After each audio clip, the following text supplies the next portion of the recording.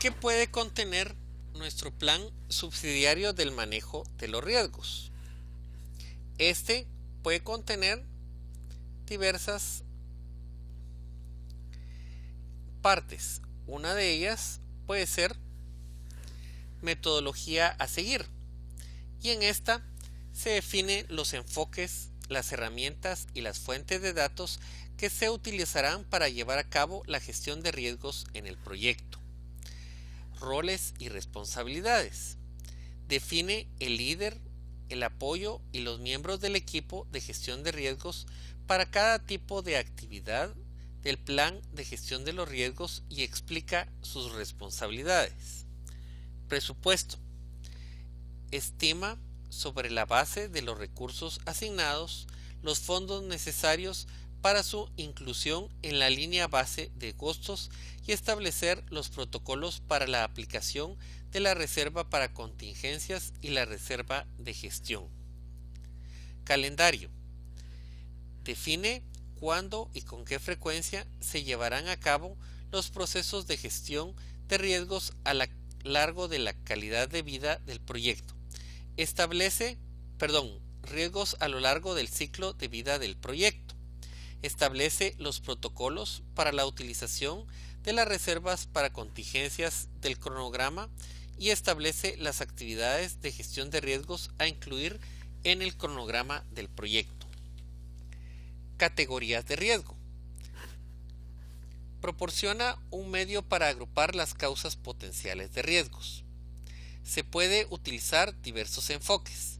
Por ejemplo, una estructura basada en los objetivos del proyecto en cuenta las numerosas fuentes que pueden dar lugar a riesgos del proyecto en un ejercicio de identificación de riesgos.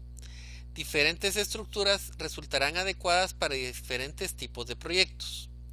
Una organización puede utilizar un marco de categorización a medida elaborado previamente, el cual puede consistir en una simple lista de categorías o en una estructura.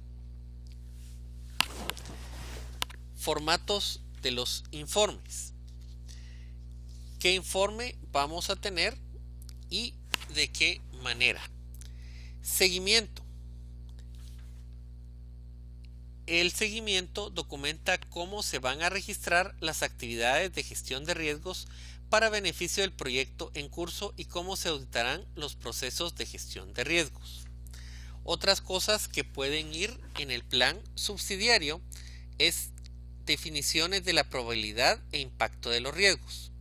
La calidad y la credibilidad del análisis de riesgo requieren que se definan distintos niveles de probabilidad e impacto, específicos para el contexto del proyecto.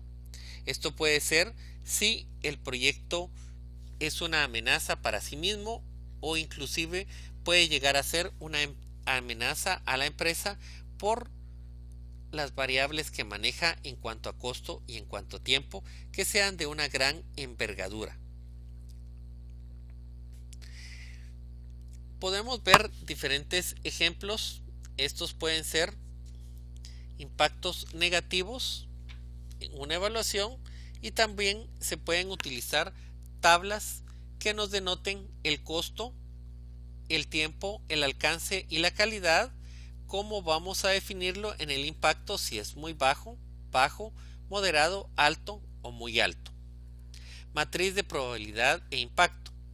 Una matriz de probabilidad de impacto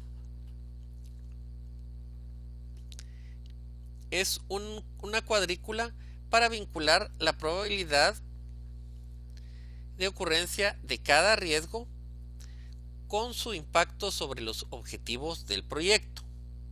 En este caso, de que ocurra dicho riesgo. Los riesgos se priorizan de acuerdo con las implicaciones que tengan potenciales sobre los objetivos.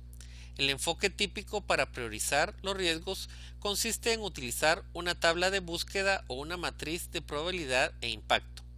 La organización es la que fija normalmente estas combinaciones de probabilidad e impacto que pueden llevar a calificar de importancia alta, moderada o baja.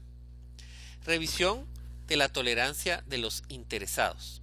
La tolerancia de los interesados es dependiendo del proyecto específico. Formatos de los informes. Los formatos de los informes definen cómo se documentarán, analizarán y comunicarán los resultados del proceso de gestión de riesgos. Describe el contenido y el formato del registro de riesgos y de cualquier otro informe de riesgos requerido. Entonces, podemos ver que existen numerosas cosas que podemos tomar en cuenta cuando estamos elaborando el plan de manejo de los riesgos. El plan de manejo de los riesgos es un tema que no podemos dejar a la ligera, porque eso puede implicar que el proyecto no salga avante. Y mientras más pensamos en los riesgos, más claros los tenemos y podemos tomar acciones para evitarlos.